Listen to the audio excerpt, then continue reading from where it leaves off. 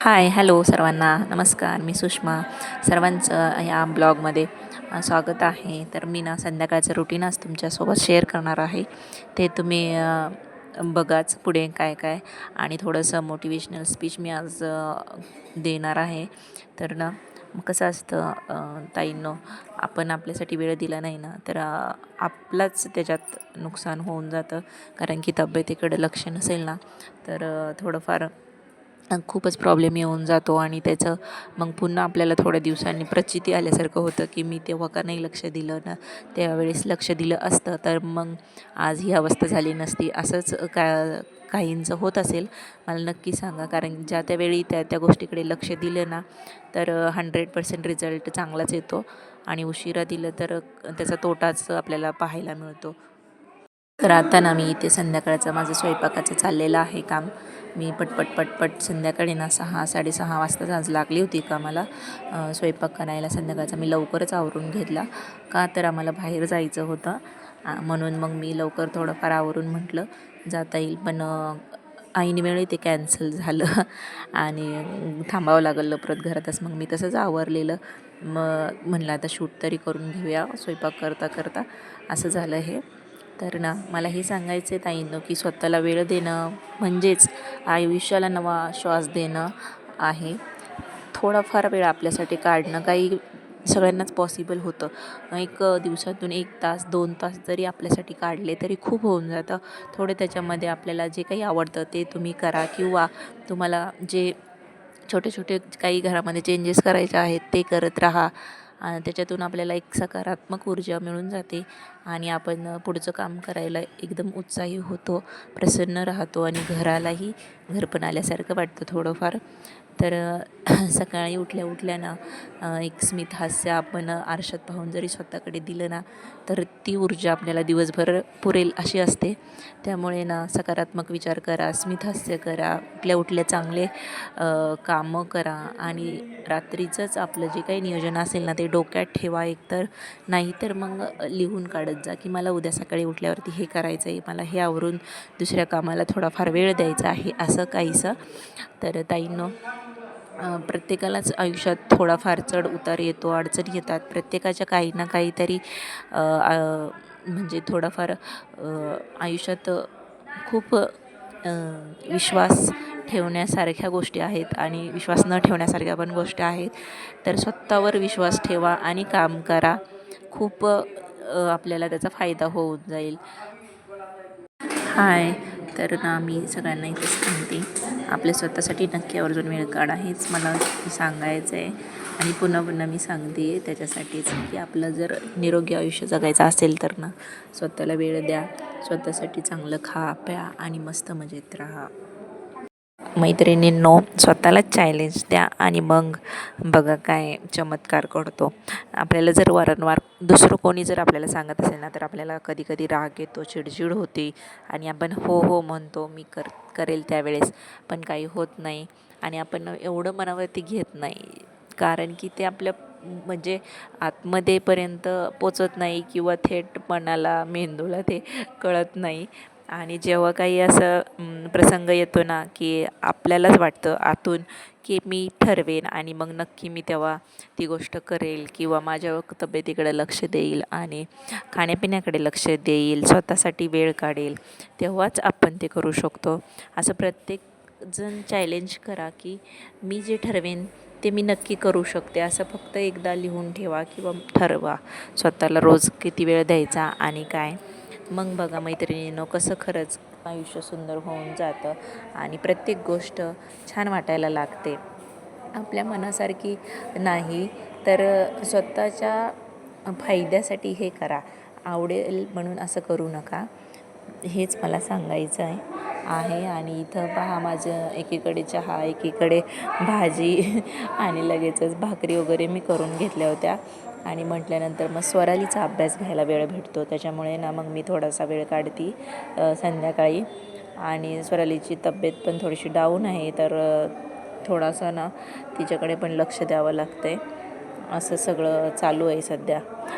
तर इतरांनाही आपल्यापुढे थोडंसं आपल्याकडे पाहून ना थोडीशी प्रेरणा भेटली पाहिजे, थोडंसं छान वाटलं पाहिजे, मी यांच्याकडून काय चांगलं घेऊ शकते आणि मी कशासाठी आपण या जगात आलो आहे, काय करण्यासाठी आलो आहे, नेमकं आपल्याला छान आयुष्य मिळालं आहे तर ते कसं आपण चांगल्या गोष्टींसाठी घालवलं पाहिजे. आपण ठरवा की मी जिंकण्यासाठी या जन्माला आलो आहे, मला हरायचं नाही आहे हे ध्येय ठेवा आणि रोज नवनवीन गोष्टी शिकत जा मैत्रिणींनो. घरातलं आयुष्य हे फक्त घरासाठी मर्यादित न ठेवताना बाहेरच्या जगात काय चाललं आहे, काय नवनवीन रोज घडामोडी होतात किंवा इतर हालचाली काय चालू आहेत आणि आपण कुठे आहोत, तर आपण कुठे आहोत फक्त घराच्या चार भिंतीत न राहताना थोडासा वेळ काढा आणि नक्की वेळ द्या. तर मला ना खूप असं वाटतं की स्त्रियांनी बाहेर पडलं पाहिजे घरातून. घरातलं तर आपलं रोजचं चालूच असतं रुटीन, पण माझंही सध्या तेच चाललं होतं मैत्रिणींनो. तुम्हाला सांगू का, मी लग्नाच्या आधी ना एक दिवससुद्धा घरामध्ये असं म्हणजे मला आठवत नाही मी निवांत बसली आहे आणि काही ना काही चालूच असायचं. तर माझं शिक्षण चालू असताना मी सांगते पहिलं की 10वीची जेव्हा एक्झाम झाली ना तेव्हाच मी पहिल्या जॉबला म्हणजे लागली होती. ते असं की आम्ही मैत्रिणींना ठरवलेलं आपण जाऊया, आपल्याला 2 ते 3 महिने सुट्टी मिळते 10वीच्या पिरियडमध्ये आणि तेव्हा आपण जॉब करूया. तर आमच्या घराच्या म्हणजे थोडं एक 2 किलोमीटर 1.5-2 किलोमीटर अंतरावरती एक कंपनी होती छोटीशी.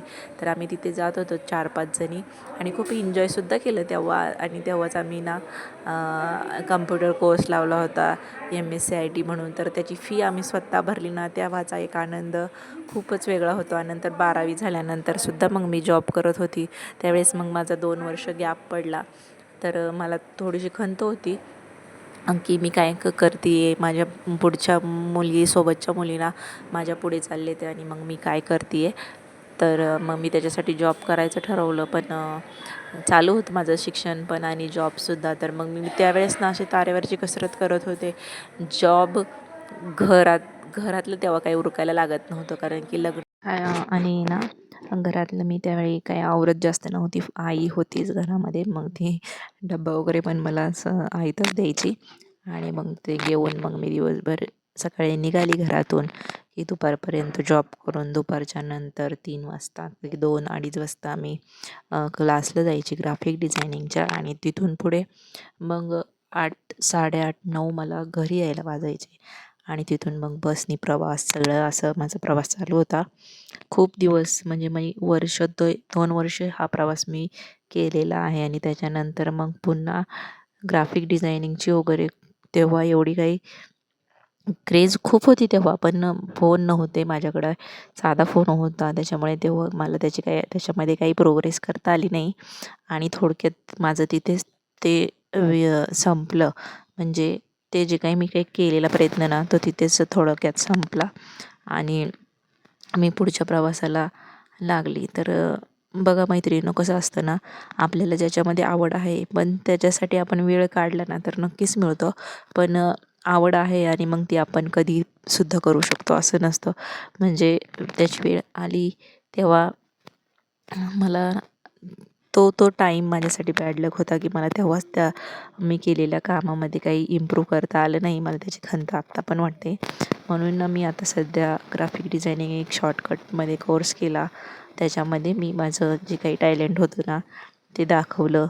मॅडमलासुद्धा कळालं की आहे यांच्यामध्ये स्किल आहे, ह्यांनी काही केलेलं आहे ग्राफिकमध्ये आणि मी त्याच्यामध्ये खूप म्हणजे खूप मला आवडतं असं काही नवीन नवीन ऐकायला आणि करायलासुद्धा गोष्टी. तर मला ना खूप आवडला तो कोर्स त्यांचा आणि शिकवणंसुद्धा. म्हणूनच मग मी ठरवलं होतं माझी यूट्यूबची जर्नी आहे ना मी तुमच्याशी शेअर करेल कधीतरी. पण बघा ना, आपण एक गोष्ट ठरवली ना तर ती एकदम घडत नाही. म्हणजे त्याचा आपण म्हणतो की आपल्या नशिबात असेल तेव्हा ते होईल, तेव्हा पूर्ण होईल माझं काम, तेव्हा सगळं होईल व्यवस्थित. पण तसं काही नसतं. आपण जर मनाने ठरवलं मला हे करायचं आहे आणि मी ते करूनच दाखवेल ह्या टार्गेटपर्यंत किंवा टाईमलाईन असते अशामध्ये, तर ते बरोबर कंप्लीट आपण करू शकतो आणि आपल्या मेंदूला पण कळतं की आपल्याला नक्की ह्या टाईममध्ये हे काम संपवायचं आहे किंवा चालू करायचं आहे. तर त्याच्यासाठी ना प्रयत्न करणं खूप गरजेचं आहे. नाही बघा ताईंनो, प्रयत्नांती परमेश्वर उगाचच म्हटलेलं नाही आहे असं. प्रयत्न जेव्हा करू आपण तेव्हाच आपल्याला त्याचं यश आणि फळ हे निश्चित मिळणार आहे. उशिरे का होईना पण ते मिळतं. तर मी ना आता माझी यूट्यूबची जर्नी चालू केल्यापासून मला कळतं आहे की काही गोष्टी ना आपण ठरवल्या मुळेच त्या घडून येतात आणि घडवून आणल्या तरच त्याचा आपल्याला उत्तम रिझल्ट भेटतो. असंच काहीसं होतं का तुमच्यासोबतसुद्धा? मला पण नक्की सांगा. इथे पहा मी हे काम करत असताना ना बाबू मध्ये मध्ये येतो.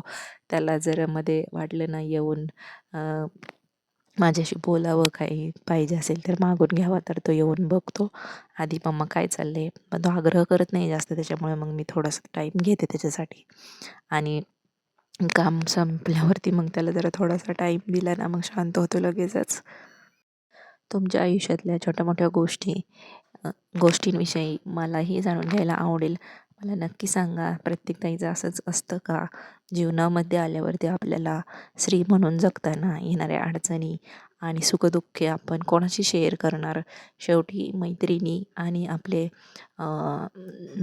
जवळचे नातेवाईक म्हणजेच आई वडील भाऊ, कोणाची बहीण असेल तर बहीण, यांच्याशी आपण शेअर करू शकतो. तसं मी एकटीच आहे आणि मोठा भाऊ आहे. तर मला असं बहिणीसारखं ना कोणीच नाही आहे. चुलत बहिणी आहेत, खूप आहेत, पण जवळ कोणीच नाही आहे. तर संपर्क आमचा थोडा कमीच असतो, त्याच्यामुळे असं पटकन काही बोलावं म्हटलं तर होतच नाही कोणाशी. आणि मग मी मनातल्या मनातच एखादी गोष्ट ना बडबड करत असते एकटीच, हे असं का, ते तसं का, हे असं केल्याने काय होईल वगैरे वगैरे. तर बघत राहा ताईंनो, तुम्ही माझे व्हिडिओजमधून मी तुम्हाला आणि तुमच्याशी चांगल्या चांगल्या गोष्टी शेअर करण्याचा मी प्रयत्न करत आहे. तर नक्कीच तुम्ही साथ द्याल, मी अपेक्षा करते तुमच्याकडून. नक्कीच मला व्हिडिओला लाईक करा, शेअर करा आणि जमेल तेवढ्या लोकांपर्यंत शेअर करा. सबस्क्राईब पण करा. इथे ना ऑलमोस्ट माझे भाकरी होत आलेले आहेत. थोडेच करायचे होते, 5 ते 6 भाकरी पटपट करून घेतल्या आणि नंतर रिकामी बसली मी स्वरालीचा अभ्यास घेऊन मस्त. तिला घेतलं आणि करत बसली. तर आपलं बघा ना, स्त्रियांचं कसं असतं, काम झालं ना तरी पण काही ना काही निघतच असतं सारखं. त्याच्यामुळे वेळ हा काही पुरतच नाही. दिवस किती मोठा असला तरी आपल्यासाठी तो अपूर्णच होऊन जातो. त्याच्यामुळे टेन्शन न घेता ज्या त्यावेळी प्रत्येक काम केलं ना तर खूप सोपं होऊन जातं. असंच थोडंसं ना मला बोलायचं होतं तुमच्याशी, म्हणून मी आता काम करत करत बोलते आहे. तर इथे बाबू बघा गाडी घेऊन फिरत होता, मस्त खेळत होता, तो जरा मूडमध्ये होता. मस्त गाडी चालवतोय तो. दीदीची जुनी गाडी आहे आमच्या. आणि इथं जे वगैरे केलं आहे, लावला आहे त्याने भस्म मोठा आणि फिरतोय मस्त बघा. गेला बाहेर. त्याचं एन्जॉय खूप असतं, त्याचा मूड असेल ना तर तो कोणाचीच पर्वा करत नाही, मस्त खेळत असतो एकटाच. छान असं जास्त काही तरी टेन्शन देत नाही तो. तर मग तुम्हाला कसं वाटतं माझं व्लॉग आणि तुम्हाला पाहायला छान वाटतो का? माझं बोलणं कसं वाटतं मला नक्की कमेंट करून सांगा. इथे ना बेडरूममध्ये स्वरालीला ताप येतो आहे, तर ती झोपलेलीच होती. आणि बघा इथे पप्पा पण तिचे काम करत बसले होते, त्याच्यामुळे मग मी जास्त काही बोलले नाही. आणि याचं चाललं होतं दीदीला उठवायचं, तर त्याला बोलली मी उठवू नको, झोपू दे तिला, आराम करू दे. पण तो काही ऐकत नव्हता. ताईंनो, तुमच्यासोबत काही असे छोटे मोठे प्रसंग होतात का? मला नक्की सांगा. का ताईंनो, नक्की लाईक करा, शेअर करा आणि सबस्क्राईब नक्की करा चॅनलला. तुम्हाला अशाच नवनवीन गोष्टींसाठी मी उत्स्फूर्त करेल. नक्की सांगा. Bye bye.